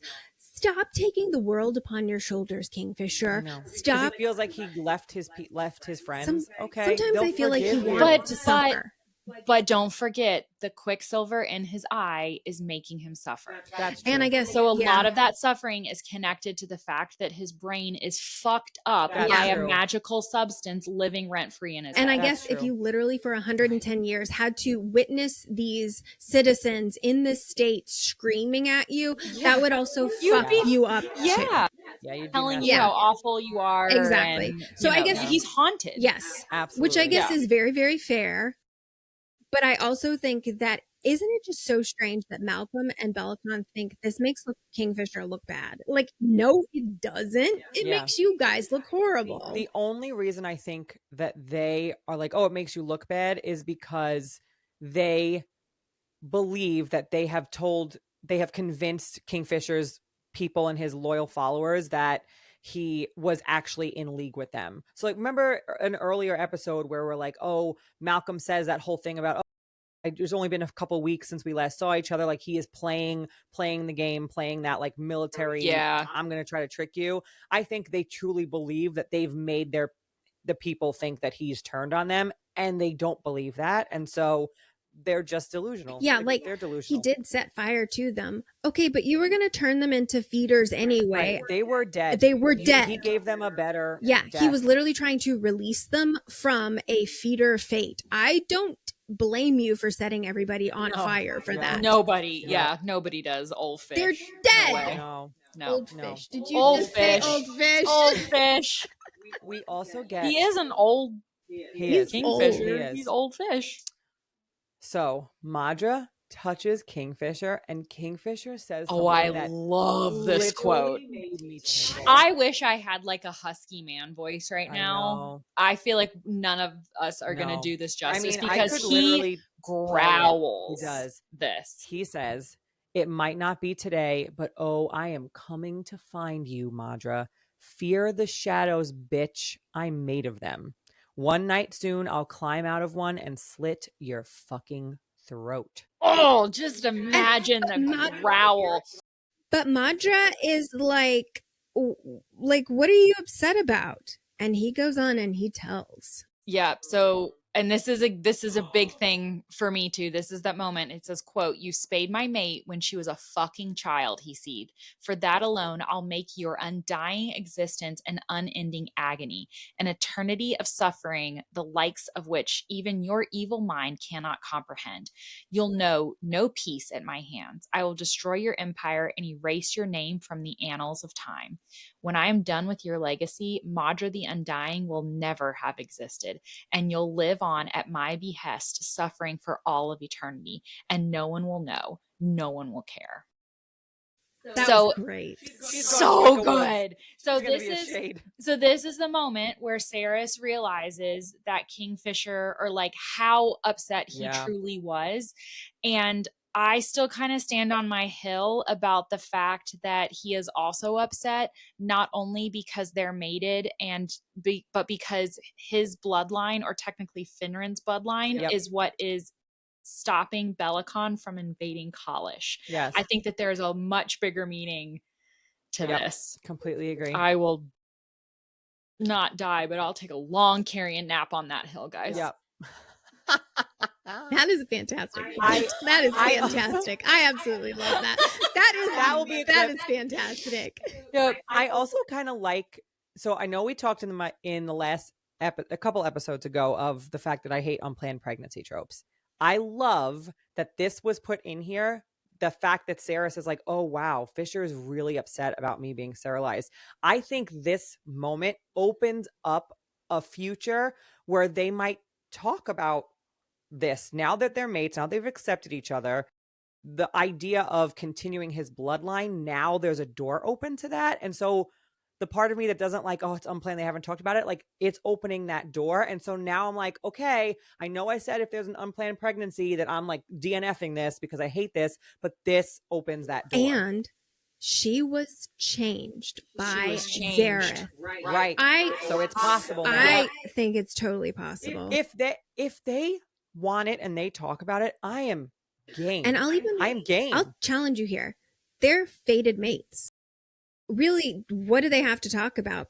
Well, if she doesn't, if she knows that Timing. he wants kids, But I'm saying, and fated mates, like how they just kind of know how they have this bond, this connection, like all of they that might not have to talk about it, but I want us to get that in the book. You want that we know Greek I want chorus. this. I want to know that she wants it. She wants kids, or she, you know what I mean? Like and once I know that, Sold. little vampire fake kingfisher babies, I'm fine with it. I'm happy about it. But that piece to me opens up that conversation and goes to your point that Zareth can change shit. So maybe that could be one of the things that he reverses, and now it's possible. I have a problem with this. Which one? 2. Okay, moving on. Fisher spent 102 years plus 8 years. Okay, we know that timing. Malcolm calls Fisher my love. And it makes Fisher flinch and Saris flinch. And Fisher tells Saris mind to mind to ignore it. The fuck does this mean? My love. I forgot all about this. It weirded me out. Like, it is very happening there. I always got the impression Malcolm literally in his evil, I have no heart, I have no soul way, like loves, Fisher for some reason. That wording always kind of weirded me out. And I totally agree with you, Katharine. Like, I think that there's something, but we know my first thought was that Fisher had somehow become enthralled to Malcolm. We know that that's not true because Fisher had his gorget on. I don't know how to say it. So we know that he never bit him, right? And so that was my first thought, that maybe there was like some sort of like master vampire enthrallment. Think about every instances of vampires. It's very sexual. Yeah. That's why in this book, biting each other is a very sexual act, right? Yeah. And that's kind of where my head went, that maybe there was like some abuse. Like sexual abuse. There. Okay. I don't know. Oh, I don't think it's that simply because Fisher talks about literally never eating, never sleeping, and on this permanent quest. And he said he would visit him time to time. And I feel like, but to your point, he flinches. And it made Saris flinch, and he tells her not to react to it. There might be. I feel like, and Malcolm is dead now. It's over, right? Whatever it is. But I don't know. That always bothered me. Yeah, my love. Like, that's weird. That's possessive. Or is it like my love as in like my pet? I've tortured you. I've gotten you to do everything. Yeah, but the fact that they both flinch and he has to say, ignore that. Like, what was it about that it's almost like flinch? Drawing attention where we might not have had our attention drawn. Yeah. I don't know. It never sat well with me. And I always wanted there to be more of a story explained there. So unless it's nothing. And then he mentions that Teledius happened to be visiting Kingfisher the day the Quicksilver pool opened up, and Belicon felt the ground shake, and he says, such mayhem, such chaos. Always that word there. Yep. We also know that nothing in their bargain actually forced Fisher to stay in the maze for 110 years. So Malcolm says, quote, I gave you the opportunity to leave my labyrinth so many times, but you never accepted. I've been dying to know, after 110 years in the labyrinth, what made you finally leave? And we know that it's the fact that Solace called to him. So what made him stay? Was he that possessed to... I think it's what we noodled earlier, and it's like he knows that if he doesn't stay and keep looking for this, the fate of those citizens being freed or becoming feeders in Malcolm's army has not been decided, and he's consumed him. taken it upon himself to be the reluctant leader to resolve this issue. 200,000 people. Yeah. Not people. I keep yeah. saying people. You guys know what I mean. Yeah, Fae. 200,000 But 200,000 Fae. Yeah. That's a lot. And he Yeah. just takes it upon himself to, I'm going to stay here until this is resolved. Yep. And then the only thing is my dad's sword called to me, which I also love because it's been how long? And the second that Solace calls to him, he's like, out. Immediately, yes, I'm going. And Malcolm says he smells a bit off. It's so funny that Malcolm is the first one to suspect something. Is it just because he's so powerful? Yeah.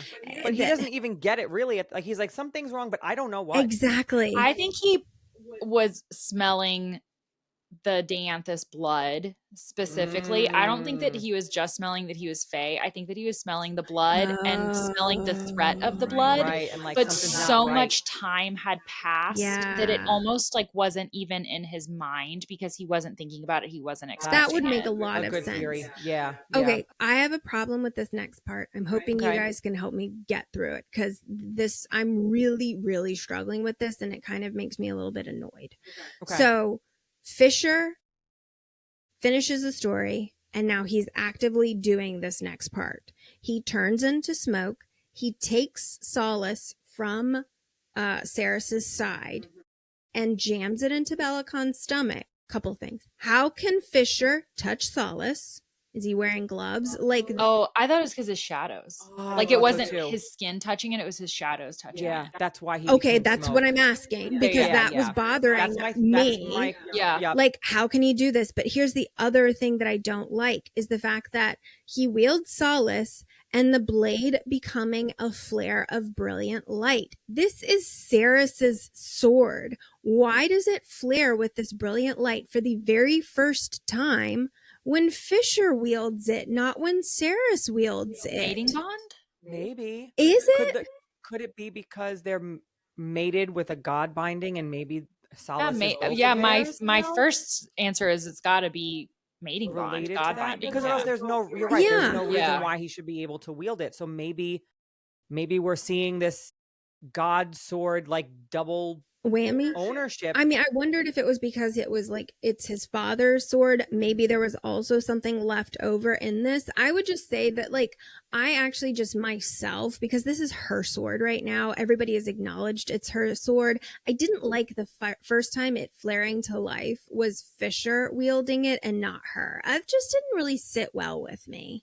Is it bothering you too because of the light sounds like angel's breath? Yeah, because I'm Yeah. like, it's clearly coming to life. Something is happening here, but it's not coming to life with its bonded wielder, Ceres. It's with Fisher. And that just didn't sit right. Like, Yeah. swords are, that's your sword. That's your sword, yeah. Did she have a bonding moment with the sword before this where like it chose her? No, and I think she has it later. But I didn't like that it's almost like he's getting a bonding moment with her sword. But she But touches. it's only hers because Kingfisher gave it to her. Oh, it's not. It was his father's Oh, he left sword. Nimmerel to her. Right. But she It was a can't even father's sword touch and Nimmerel, right? She can't touch Nimmerel. He can Wait. touch her sword. Is it Solace? This is Solace, yes. This It's is not Solace. Nimmerel. No, he left Nimmerel. They didn't But bring didn't- Nimmerel. No, he left Nimmerel to Ceres. And didn't Ceres bring Nimmerel? That's the one that was He on the thing. grabbed it with something. She makes a point I was Yeah. looking at. She didn't physically touch it because she was like, I'm not getting burned again, right? But she put it on Yeah. the side. She did grab it, but this is touching Solace. But let's look, okay? Let's make sure. Because Because that's different. Here, Yeah, and that's she different. Put Yeah. Solace with Nimmerel in her If she's side holding thing. like bows. To bring Yeah, it yeah. to To bring it, Kingfisher. then he would have been able to grab Yeah. it. But if it's Solace, yeah. Oh, Sorry. He drew Solace, the blade becoming a flare of brilliant light. drew Solace. So it was Solace. So I just didn't like Yeah. the fact that she touches Nimmerel, her hand is burned. She can't touch Nimmerel. Danya touches the sword and her hand's gone. Exactly. Yeah, blew off. Fisher touches Solace. Not only does nothing happen to him, but then also the fact that this light comes up. Is it because Quicksilver is allowing it? I don't like that still. Like, because let's think about it. It won't let defy laws. Belicon touch it. Danya her hand gets blown off when she touches Lorith's sword because the Quicksilver is saying, nope, it's not yours anymore. It belongs to this guy. Yeah. Maybe the Quicksilver is allowing Kingfisher to use his father's sword in this moment.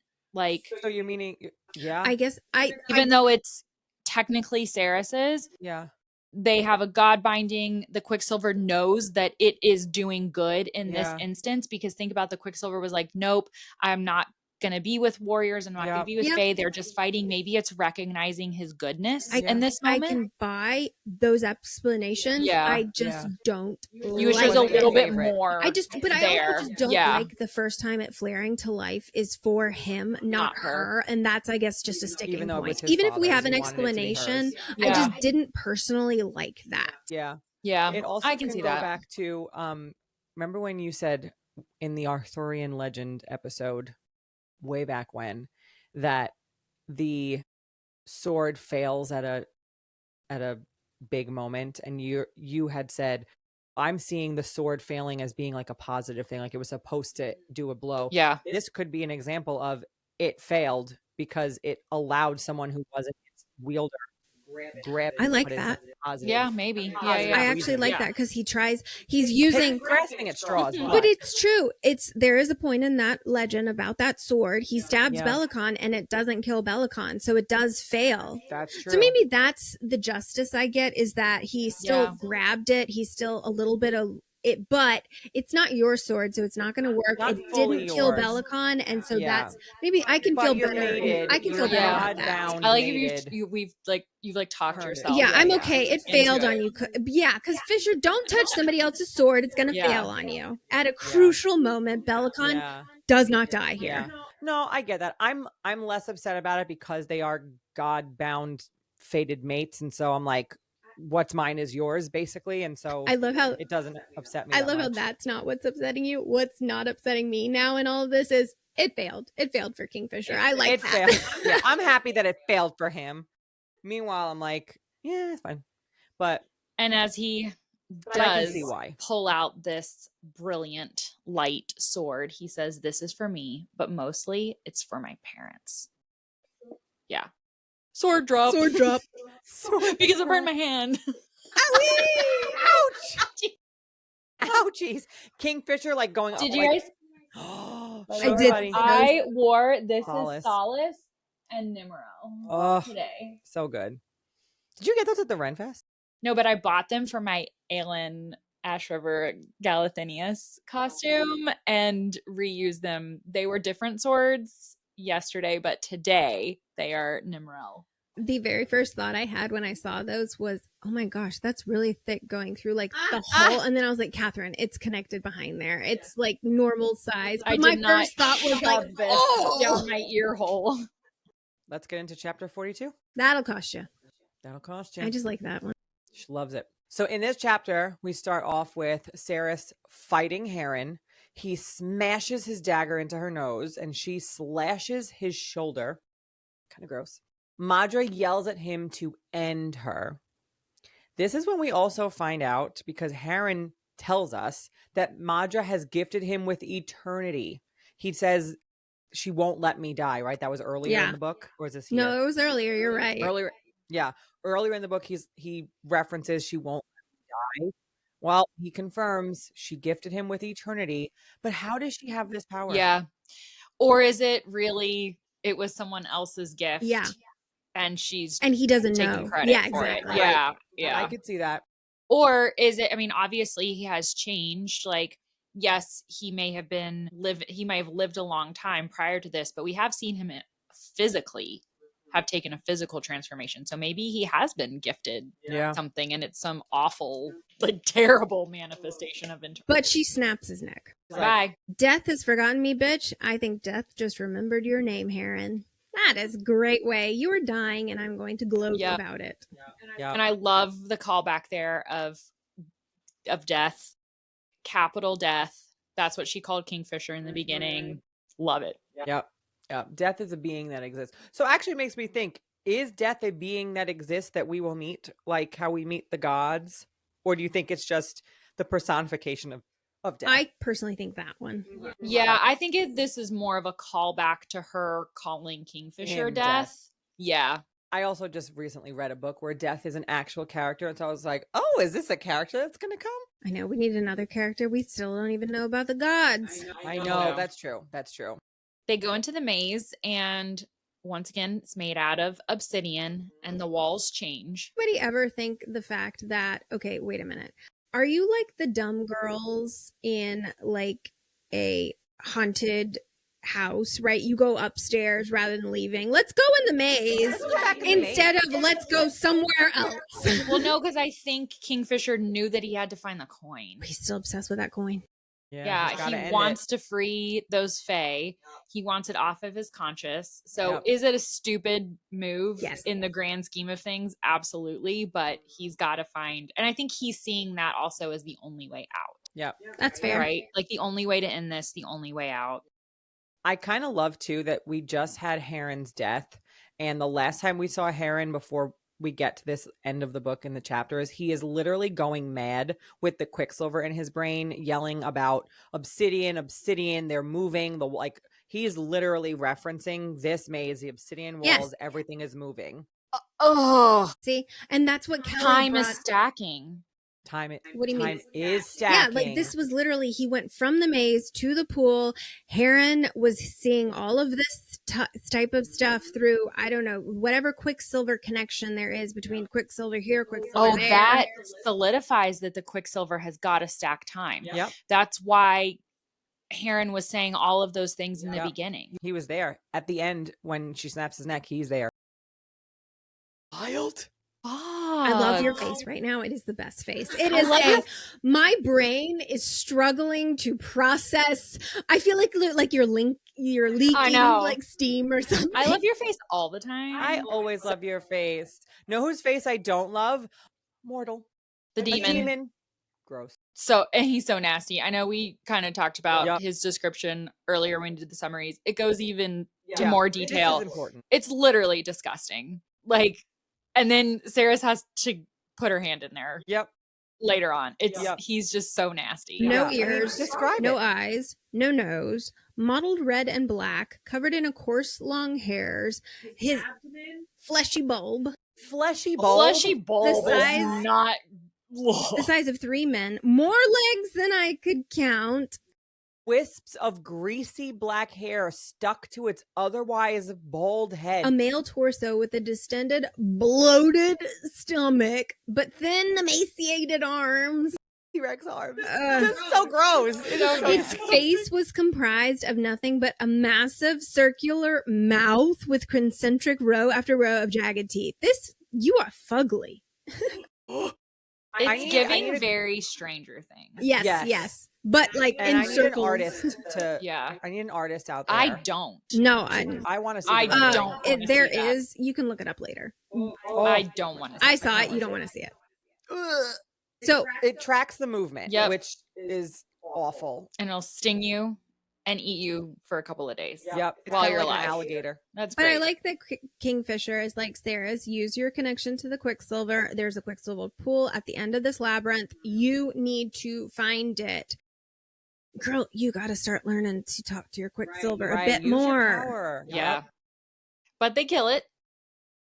They start to move through the maze, but Malcolm starts closing walls in front of them, right? And Kingfisher makes a point to say that he's never done that before. So they must be getting closer and closer as they move through the maze. And remind me, who is in the maze with Saris at this point? Lorith, Carrion, Kingfisher. Right? Yes. So it's the 4 of them. Yeah. Because remember, like when they're looking at this, Carrion is like, the fuck is that? And he's the one that is the one that moves. And that gets the demon's attention. Yeah. Okay. And yes, you're right. Lorith is here because then he asks Kingfisher, like, you were trapped in this shithole. How did you sleep, eat? How did you survive? And ever the helpful Malcolm speaks up and he tells them, he didn't, my love. My love. So creepy. Did you, my love? Yeah, it says the voice bounced off the walls coming from every direction. A section of one of the closest dunes started to slide, coins rattling and crashing as they tumbled down to the ground. Malcolm's head appeared over the top of the pile first, then his shoulders, and then the rest of him as he summited the stack. He smiled benevolently down at us like a father, proud of his children's accomplishments.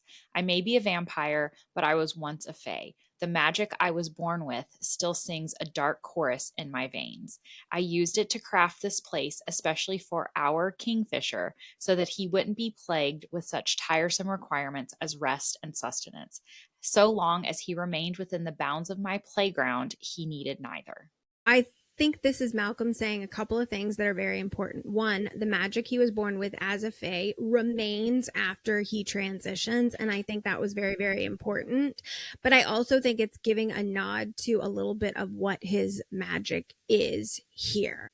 It's not necessarily a glamour so much as a nightmare, really. It's that line, it's the magic I was born with still stings a dark chorus in my veins. So he's saying, I'm not only a vampire, I'm a high fae too. I've got more. Yeah. I have a theory. Say it. What if Malcolm and Kingfisher's great-great-grandfather were the brothers? Great-grandfather were the brothers. And their disagreement was over the blood curse? Was over the blood curse. And the reason why Malcolm called him my love and our Kingfisher is even deeper because he's literally his family. I like that one. It makes sense. We don't have to shoot this one down like last episode. Yeah. I mean, I think that pairing makes most sense for the brothers that we've come up with so far. Yes. For sure. Especially because it's so far up, up their family line. And the great-grandfather was the first to take the cure. Malcolm refused the cure. So it's very easy to say they were the brothers and they split. And that's how the different realms of Stannis Roth. There's Stannis Roth, Lycia. Or regions, really. Right, the regions. Okay. I do like that one. We can float on that one. I also like it better that there was no sexual abuse. To Kingfisher, even though I think that still could be a possibility, but I don't think that answers my love. Well, he could be flinching it because if it's my like love, a reminder of their kinsmanship, their relationship there. And that's why the mom says you cannot let anybody know your true name because it's life or death. But you would think Malcolm would not know about that. Do you think if this theory is maybe Kingfisher knows it, but Malcolm doesn't? But Malcolm doesn't. But then why he would know about his great grandfather? I'm so confused. Knows what? That they're related. Oh. Nah, he would know. Yeah, he would know about there's no way. Parents. And that's why he would call him my love. Yeah. Anyway. I don't doubt that your brother thing could be it. I don't necessarily think that whole doesn't mean name the thing. my love thing is necessarily tied to that. Okay. But that's my thought. I'm curious about it. Yeah. But then Balthcon appears and he's been healed of the stab wound to the stomach. Great. So do they have a healer? Why can't he be killed like normal fae? Like, I feel like that would have been like a... Because fae can heal themselves, right? But slowly, and like they can still die of catastrophic wounds. And you would... But is he so powerful because of how old he is?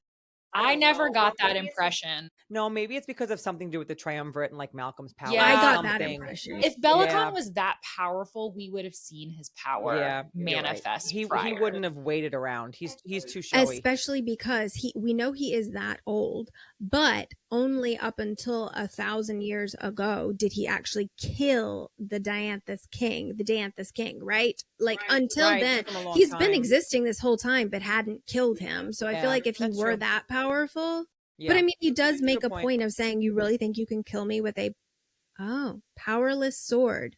He's really not acknowledging what solace is right there, but it didn't work. I don't think he realizes for sure. But he's not wrong. But he did realize earlier, because remember earlier he wouldn't touch solace. Yeah, he knows what solace is. You're right. But he's saying, you think you can really kill me with a powerless sword? You can't kill any of us with a mere blade. We are the triumvirate dog. 3 crowns sharing one source. To kill one of us, you must kill us all, and that is no easy task. And I struggle then. How is Malcolm dead? Because you guys have always said, and I've kept it silent, but I can't keep it in anymore. You guys have always said Malcolm is dead, and I still do not buy that he is dead because of this quote. And it was too freaking easy to kill him. And I don't truly buy Malcolm is dead. And I always went back to this quote. I don't know. I still feel like he's dead. I don't know why I feel that way, because clearly this kind of spells it out. But I don't know. Here's one thing the source is what that bothers I would me. agree. So that was what I was wondering when he says the one source. Maybe whatever power it is, whatever they're manifesting from this one source, maybe what he's referring to here is that one source cannot be killed unless all three of them are killed. Not that all three of them can't individually, but to kill that ultimate one source, maybe they all three have to die, something like that. Or the source is their connection to each other. Or the source is the ultimate baddie that we haven't been introduced that we haven't even met yet. Fuck, now I think Malcolm is good. So back to Harry Potter references. I do think Malcolm is gone for now, but what if he's weakened and in a weakened state, and it might take him a long time to come back? He's Voldemort in this shit. Oh God, what if Malcolm's not dead? Yeah, okay. Let's just move on from that. Time to get lost from that one into another rabbit hole. Here we go. Belicon's quote: "You'll be dead soon enough, and I'll have your father's sword to mount on my wall beside your skull." So he is acknowledging that sword was Solace that stabbed him. He did. "I'll also have the alchemist to forge all the relics I need. Between the three of us, we'll bring the old gods to their needs." Old gods, new gods? What's old gods? Okay. Do they think they're the new gods? Is the source the new god? Or is it... Or are they just old because they haven't been around for a long time? True, yeah. "And claim every realm we desire while we're at it. Now will you die on your knees, face down in the dirt?" Choice is yours. I mean... Yeah, the old god, I think it's just because the gods haven't been around in so long, and they are seeing themselves as super powerful. And don't they call the gods in Zilvarin the old gods, the ones that you're not allowed to talk about? Yeah, I think they do. To them, it is really old. Yeah. True. So Saris mentions here too that she and her friends don't have any magic in this place, but the three baddies have death magic to draw from. She actually calls out death magic. What is death magic? Have no idea. It does connect to earlier when we learn about why power doesn't exist for the Fae in Sanisroth, so maybe there's a connection, but... Maybe this is what dark magic is called. It's called death magic something, but that new term, death magic, was newly introduced to us right here. And then let's look at this next quote with a certain set of eyes after we had already talked about this kind of earlier in the episode. So Belicon mentions that Everlane was born to serve my crown. If I deem it appropriate that she would die to aid my cause, then she will fucking die. So we kind of postulated that maybe Adina was killed after Everlane's birth because there was an Oracle or an Orkling. I think it's an Orkling. There was an Orkling. Like an inkling of the future. An inkling of the future. I like it. For anyone who doesn't remember, we have turned Oracle into this word, a verb. Orkling. It's a verb, a gerund, an adjective. We've turned it into every part of speech. What you do when you see the future, it's called Orkling. It's called Orkling. Mm-hmm. So that quote kind of supports our thought there, right? Is that she was born to die to aid my cause. Yep. She's just a pawn. Just a pawn. And then our boy Carrion I love this. Steps forward and starts to kind of taunt Malcolm. Good for him. Malcolm doesn't really give it a lot of credence at first. Good for you. You know? So Kingfisher is like, while Carrion is distracting them, I need you to realize the original coin had traces of Quicksilver in it. Yes. And silver too, because he remembered it burned Malcolm's hand when he touched the coin. And so he's like, stay on task. We've still got to find this coin in this mountain. He's doing this, you focus. Yes, of coins. I also, again, going back, the quote, they thought it would bring them good fortune and connect them to the gods. Quicksilver. Connect them to the gods. Interesting choice of wording there. And then to support Lindsey's theory. I mean, it does. Yes. It does really. You're right. Yeah. It's another check. Yep. And then Malcolm with a little bit of blasphemy. We are gods. Can we say arrogant much? Like, those are the old gods, because I feel like Malcolm in his head is like, no, we are the new gods. Yep. All right. Who wants to take the carrion one? I feel like Katharine Wants it so bad. Let's do it. All right. So Carrion comes in. Taunting Malcolm. Face to face with Malcolm. And he says, "You really should have let me finish introducing myself earlier. It's rude to interrupt people. My name is Carrion Swift, but there was a time when I was known as Carrion Dianthus, firstborn son to Rook and Amelia Dianthus." And he says this right after Malcolm bit him. yes. I love this moment so much. I was jumping up and down when this happened. Like, Carrion! I literally, my note says, "I was right!" And I have like So 15 good. exclamation points after this where I was like, I knew it. I honestly feel like this is one of the best moments in the entire book. So fantastic. And I'm just going to interject here. I did do a little bit of name meaning, and it's just very nice that Ruak's name means famous ruler, noted ruler. Very much so. He's the one that got the cure. So I just, that little bit of name meaning things, they just pop in there. Just loved that one. Very fitting name. Ruak. Sounds weird. Good name. Yep. Ruak. Oh. And I want to do a little recap because there's a lot of Dianthus information that has kind of sprinkled in here that I think is going to be important, at least going into the next book. Yeah. Okay. And so this is a full recap. This is not just in these chapters, but important Dianthus information, almost wrapping up the season here. So page 118, not to mention the fact, sorry, these are all quotes. So page 118, not to mention the fact that there were still rumors floating around that the Dianthus heir was in Zilvarin somewhere. Answered.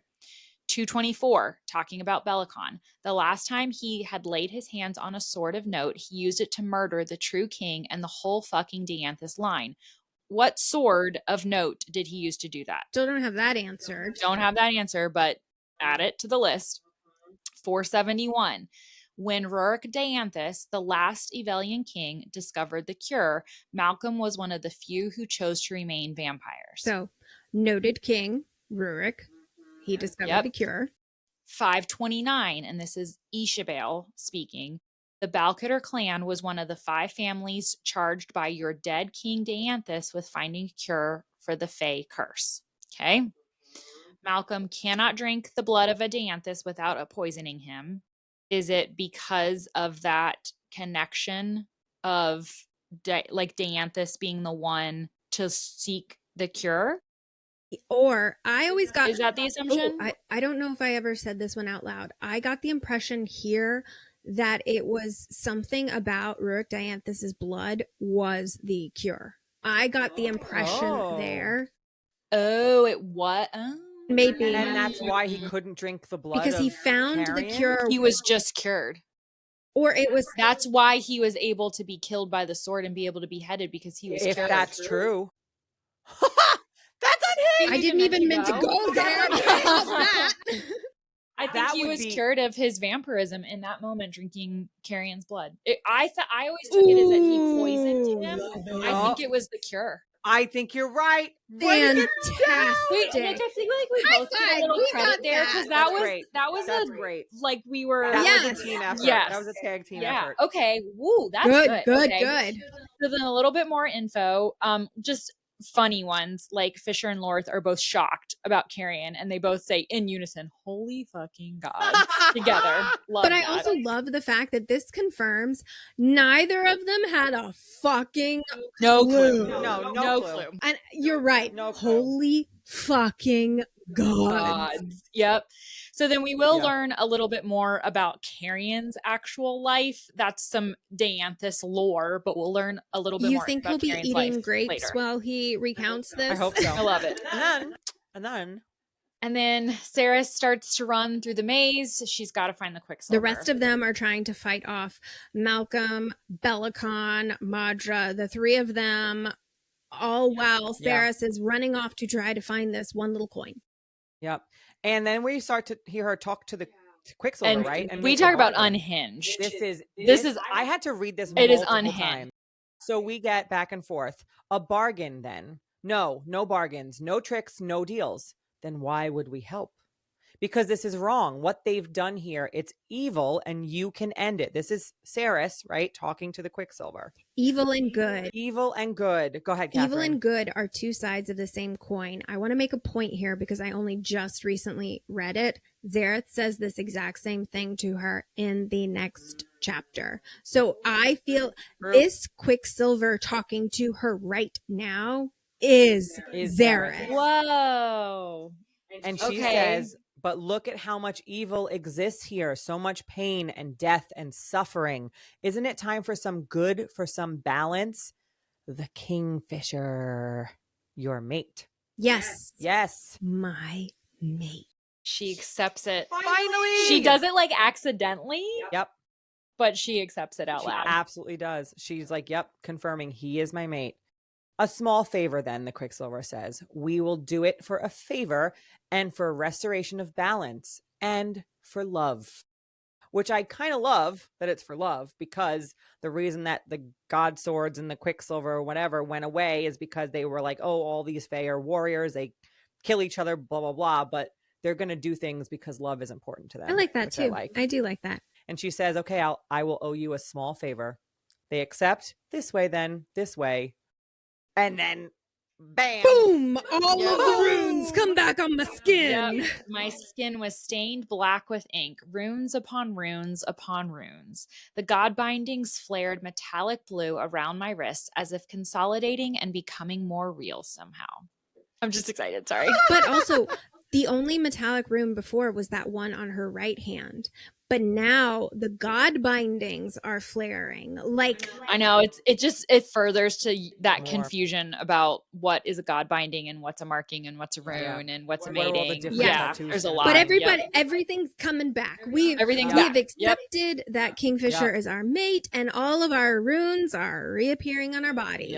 Yep. And then she reaches into the gullet of Morthil and pulls out the coin, which is why he wasn't going to find it no matter what, because Bellicon and Malcolm are little shits, and Malcolm put the coin inside the stupid ugly monster, but she gets it. She pulls it out. And then Malcolm is there. Mm-hmm. You better give me that coin, girl. Yeah, sure. Oh, let me hand this over to you, Malcolm. And I'm sorry. The term girl, like, it's just so disrespectful, so condescending. Like, okay, yeah, she's a human girl, but she's also the first and most powerful alchemist. And you're just gonna, and in the next set of chapters, he admits how powerful she is and how powerful she's gonna be. And still in this moment is like, girl. Yeah, girl. Girl. Yeah, okay. You big old jerk. Take this coin and shove it up your neck hole where I'm about to chop your head off. Wait, I love your Staten Island just came Was out. that Staten? That was a little bit. Okay. Shove it I up don't your know what neck I was hole. doing. It was a little New York. I didn't know which borough I was in. Queens. I was definitely Queens. Queens, Brooklyn, Staten Island. It was like just one a of the confusing mix. Yeah, Brooklyn. It was bitch. Bitch. I gave bitch good. Okay, you gave cool. bitch. You gave a good bitch. I gave a good bitch. Okay. Well, that's a wrap on chapters 39 through 42. Thank you guys so much for joining us for book club this week. Next week, we will be finishing up the book and covering the final chapters 43 through 45. Don't worry, we will have a lovely wrap up and bonus chapter episode after that. So be sure to join us for next Fantasy Friday. Happy reading. Bye. Bye.